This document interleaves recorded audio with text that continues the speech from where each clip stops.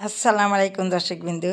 আজ আপনাদেরকে দেখাবো খাজের চিতই পিঠা বানিয়ে। পিঠাটি খেতে দারুণ মজা হয়েছে। ভিডিওটি শুরু থেকে শেষ পর্যন্ত দেখবেন, অনুরোধ রইল। চলুন তাহলে মূল রেসিপিতে চলে যাই। এখানে আমি 2 কাপ চাল নিয়েছি, 1 কাপ পরিমাণ ভাত নিয়েছি। চালগুলো আমি দেখিয়ে দিচ্ছি, কারণ ভাতগুলো আমি চালগুলি দিয়ে ভাতগুলি দিয়ে ফেলছি, তাই আমি দেখিয়ে দিচ্ছি, মুখে বলে দিচ্ছি। এখন আমি এগুলা ব্লেন্ডার করে নিচ্ছি। ব্লেন্ডার হয়ে এসেছে। এখন আমি দেখিয়ে দিচ্ছি গোলাটা কি পরিমাণে রাখবেন। ঠিক এই পজিশনে গোলাটা থাকবে। আমি একটি খাজের তাওয়া চুলাতে বসাই দিয়েছি। তাওয়াটি গরম হয়ে এসেছে। এখন আমি দিয়ে দিচ্ছি গোলা, চামচের সাহায্যে দিয়ে দিচ্ছি। তো তাওয়াটার মধ্যে একটু তেল ভরিয়ে আমি মুছে নিয়েছি, সেন্টটা ওঠেনি। আমি মুখে বলে দিচ্ছি। অনেকে গ্রামে কলার ডগার মধ্যে নেয়, কেউ টাউনে আমরা বেগুন কেটে মাথাটা নিয়ে ওটা দিয়ে তেল মুছে দিই, কেউ তেনা দিয়েও দেয়। আপনার যেভাবে সুবিধা আপনি ওইভাবেই দিবেন। এখন আমি ঢাকনা দিয়ে দিচ্ছি। ঢাকনার মধ্যে একটি টিস্যু পেঁচাইয়া দিয়ে দিচ্ছি, যাতে ভাপটা না বাইর হয়। পিঠাগুলো হয়ে গেছে। এখন আমি তুলে নিচ্ছি। সবগুলো পিঠে আমি তুলে নিচ্ছি, একটা চটির সাহায্যে তুলে নিচ্ছি। পিঠাগুলি দারুণ সুন্দর হয়েছে। একটা পিঠা আমি ভেঙে দেখাচ্ছি, দেখুন কত সুন্দর হয়েছে, জালি জালি হয়েছে। মাশাআল্লাহ, আলহামদুলিল্লাহ, একদম সফট হয়েছে, একদম জালি জালি। এটা ভিজাইলে একদম রসকালার মতো লাগবে। এটা খেতে দারুণ স্বাদ হবে, কতটা সফট, একদম তুলতুলে। এটা মাংসটা খেতে মুচমুচে হলে ভালো হয়। এটা আমি আতপ চাল, সিদ্ধ চাল একসাথে দিয়ে আর এক খোলা বানিয়ে সবগুলো পিঠা উঠানো হয়ে এসেছে। এখন আবারও দিয়ে দিচ্ছি, আরেকবার দিয়ে দেখিয়ে দিচ্ছি।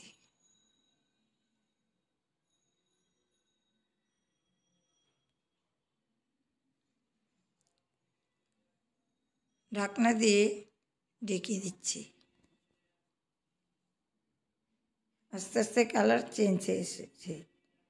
তো চুলার আঁচটা কী পরিমাণে রাখবেন তাও দেখিয়ে দিচ্ছি। একটা স্ট্যান্ড দিয়ে নিচ্ছি। অনেক চুলাতেই তাওয়াটা বসতে চায় না, তাই নিচে একটা স্ট্যান্ড দিয়ে নিলে ভালো হয়, নড়াচড়া করে না।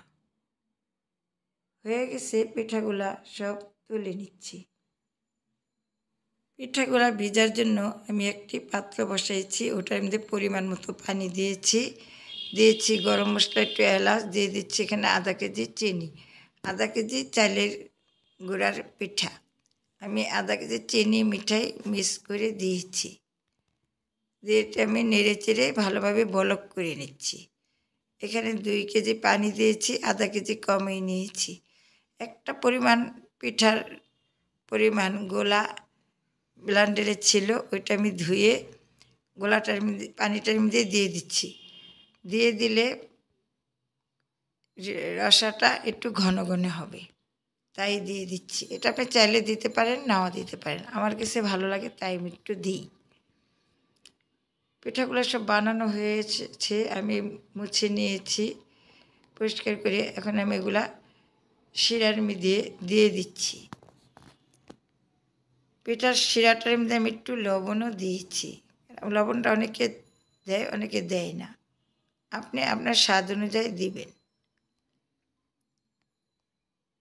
এখানে আমি দুধ ঘন করে নিচ্ছি। 1.5 কেজি দুধ আমি 1 কেজি করে নিচ্ছি। দুধটা আপনার ইচ্ছা। আপনি 2 কেজি দুধ 1 কেজি করেও দিতে পারেন, চাইলে 1 কেজি দুধ আধা কেজি করেও দিতে পারেন। তবে দুধটা ভালোভাবে বেশি করে দিয়ে ঘন করে নিলে এই পিঠাটা খুবই মজা হয়। পারলে কেউ পারে তো শুধু দুধের মধ্যেই ভিজায়, তাহলে তো আরও মজা। এখানে আমি 1.5 কেজিরে 1 কেজি করে নিয়েছি। পিঠাটা দিয়ে ঠান্ডা হয়েছে, দুধটা একটু ঠান্ডা করে নিচ্ছি। কুসুম কুসুম গরম অবস্থায় আমি ঢেলে নিচ্ছি। এতে চুলার উপরে একদম গরম অবস্থায়, বলকের অবস্থায় দেওয়া যাবে না, তাহলে দুধ ফেটে যাবে। আগের মতো মিঠাই নাই। মিঠাই এখন যতই বলুক না কেন পিওর, তা পিওর হয় না। নারকেল দিতে মনে ছিল না, তাই নারকেল এটা আমি ইচ্ছা করে করেছি। এটা আপনাকে বোঝার জন্য যে আপনার নারকেল দিতে মনে নেই বা লবণ দিতে মনে নেই, তখন একটু পানি দিয়ে লবণটা সিদ্ধ করে দিবেন, অথবা নারকেলটাও সিদ্ধ করে আমি নিয়ে এর উপরে দিয়ে দিচ্ছি, দিয়ে একটু নেড়ে চেড়ে দিচ্ছি। নারকেলটা আমি সিদ্ধ করে নিচ্ছি। সিদ্ধ করে নিয়ে আমি এগুলোর উপরে ঢেলে দিচ্ছি। একটু দুধ দিয়ে পাতিলের দিয়ে নেড়ে চেড়ে নেব।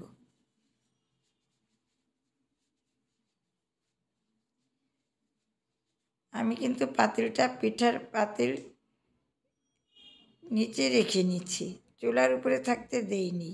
শিরাটা নিচে নামাইয়ে কুসুম অবস্থায় পিঠাগুলা দিয়েছি, দুধটা কুসুম অবস্থায় অ্যাড করেছি, করে আমি মিক্সচার করে নেড়ে চেড়ে নারকেলটা একটু সিদ্ধ করে উপরে দিয়ে একটু নেড়ে চেড়ে দিচ্ছি।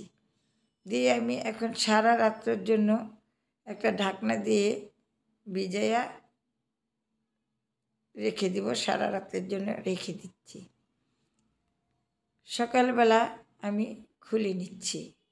মাশাআল্লাহ, আলহামদুলিল্লাহ, খুব সুন্দর হয়েছে। এখন আমি বেরিয়ে নিচ্ছি প্লেটে।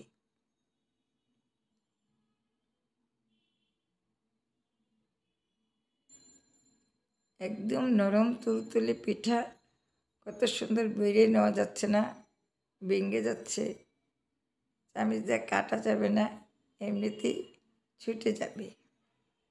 কতটা সুন্দর হয়েছে, রসটা ভরপুরে ভরেছি,